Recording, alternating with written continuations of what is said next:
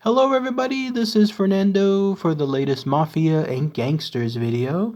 Alright, let's go ahead and let's just do another random entry here. Once again focusing on one of the lesser known mafioso gangsters out there. And even though there's not much information to share here, what I found was still pretty fascinating. In fact, when I was reading this information, this guy was definitely someone who was a mobster through and through. And in fact, the very end of his life was pretty much a culmination of the entire world that he lived in. In fact, when I go over all of this info here in a minute, you can see how there pretty much was no other outcome for him but a violent ending. But it has to do with this. You're looking at him now. His full name was Tommaso Petto, but he did go by a nickname as always, and he was known as the Ox. When I saw that nickname, I just knew I just had to share all the information here with you. More on that in a minute as to why he was called that. So let's go ahead and let's talk about all the fascinating but brief information associated with this mobster. So who was Tommaso Petto? Well, he was someone that was born back in 1879. No exact date or specific as far as a time period, but that was at least a roundabout year that he was born. And little information is known about his early years, like in this case, his childhood, maybe even going up to his teens or young adult years. What we do know is that he was born in an area and lived pretty much in an area that's called Williamsburg, right there in Brooklyn. So those of you that live around that location, keep that in mind. You're actually living at the same exact spot that this guy, Tommaso Petto, was used to live as during that time period. Now, the reason why he was called the Ox was somewhere along the way, he must have had a big growth spurt, because eventually not only did he become a massive guy when it came to his frame, but he was also known to have a very massive head as well. In fact, you're looking at a picture of it here. I don't know, I didn't really see too much distinction like when it comes to his head. Maybe just the angle didn't showcase, and maybe you had to look at it from another perspective.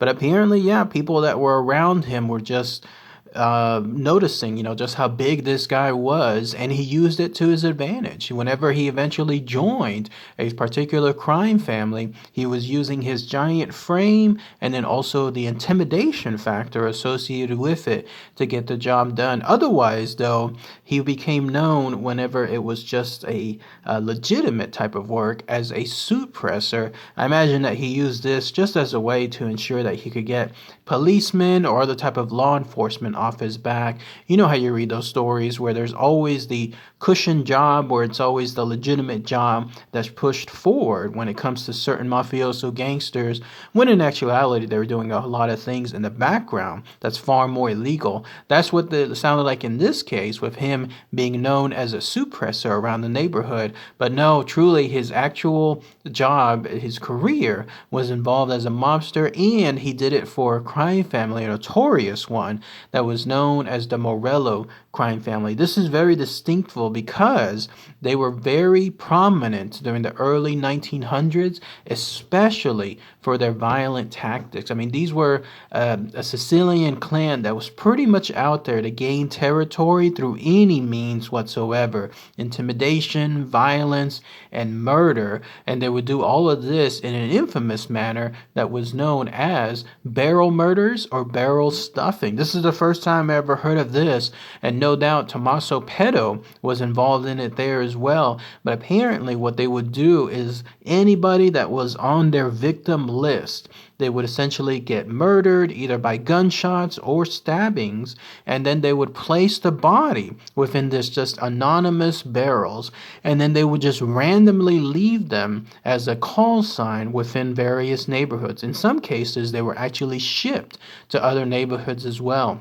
And then in these street corners, when their barrels were found and they were opened, that's lo and behold where their rivals were found, obviously dead for some time period, but it was their telltale sign of telling others exactly what happened to this person, and in some cases exactly who did it. Like, not necessarily like the person that did it. Obviously there was not going to be any kind of incriminations being tied to them, but at least a family that was involved. So that was the Morello crime family. Very very violent, very bloody crime family, and here he was, Tommaso the Ox Petto, involved with it. And in fact, when he was doing this pretty much for some good time period, I don't know exactly the number of years, but at least he was involved with this type of violent circumstances. He was known to New York police detectives, so eventually he was arrested for the murder of a guy by the name of Benedetto Madonia, and this was again someone that was involved in these infamous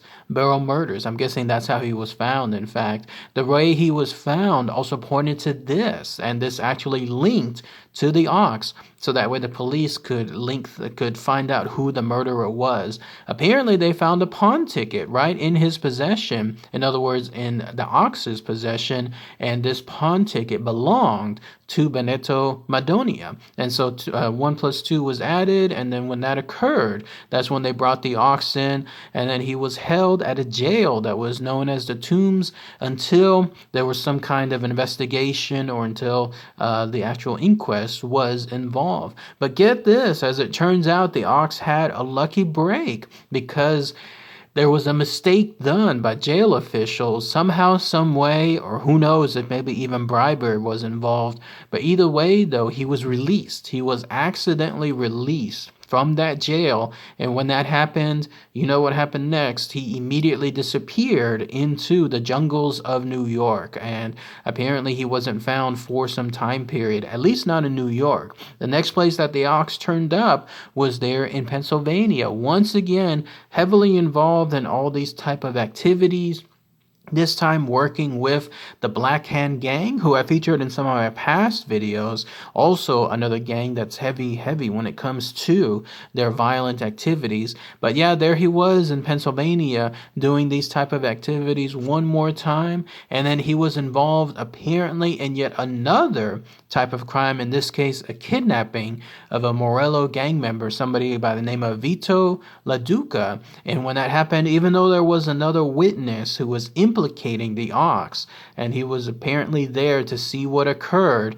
this guy once again got off free. So I don't know exactly if the people there in Pennsylvania knew that at the time he was an escapee from the New York City Central Jail. My guess is that no. You got to remember, this is the early 1900s.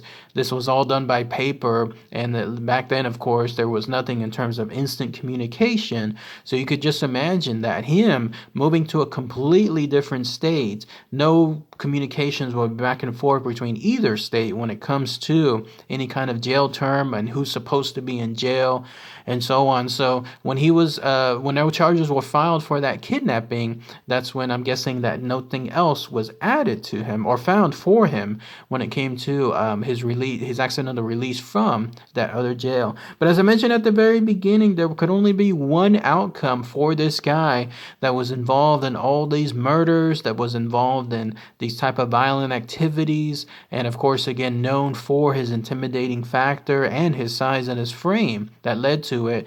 There was pretty much only one outcome, and that was a violent ending for him. In 1905, again no exact date known, but again 1905, that's when he was found pretty much stabbed to death outside of his home while he was living there in an area called Wilkes-Barre. And when he was found, there was no mistaking that this was a truly act of revenge. He was found with 62 stab wounds in his body. Imagine that, 62 stab wounds.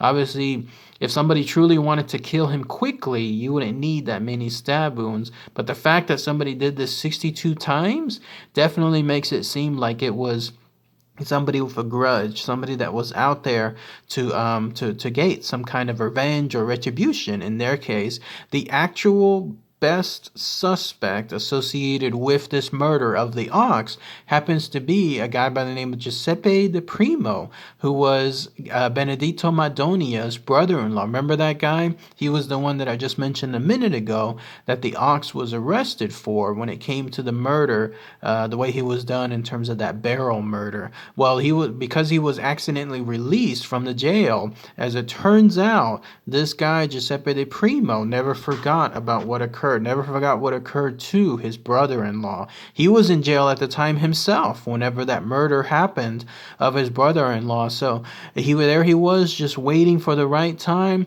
serving that prison sentence, and then when he was released, he immediately tracked down where the ox was, and then when that happened, that's when the murder of the ox occurred. So there was a full-blown revenge type ending for the ox, leading a violent life of his own. But in this case, he himself met the end of the knife from someone else wanting to seek his murder as well. So, interestingly enough, even though this guy Giuseppe De Primo had the motive and was the prime suspect, no arrests were ever made as to who killed the ox, and so the ox's murderer was never truly found. Obviously, there's the prime suspect, but there was nothing else in terms of other evidence. So technically, this murder remains unsolved and could be solved later on. Not that that'll ever really happen anytime soon, considering it's been over 100 years, but at least that's at least the information associated with who the prime suspect was. And I'm reading this information that's kind of, easy to tell that that's pretty much what happened. There wouldn't be anyone else that would travel all the way from New York over to Pennsylvania and have those 62 stab wounds done for any other type of motive. But that's pretty much it. That's all the information associated with Tommaso Petto, again known as the Ox. Anyone have any information, anything else I might have missed, please post those comments below. Anybody there from that area in Williamsburg, or maybe there in the Wilkes-Barre area, if you know more local information, maybe stuff named after the Ox, or maybe some remnants from his living time period there, then please post those comments below. All right, everybody. Thanks again as always. Take care.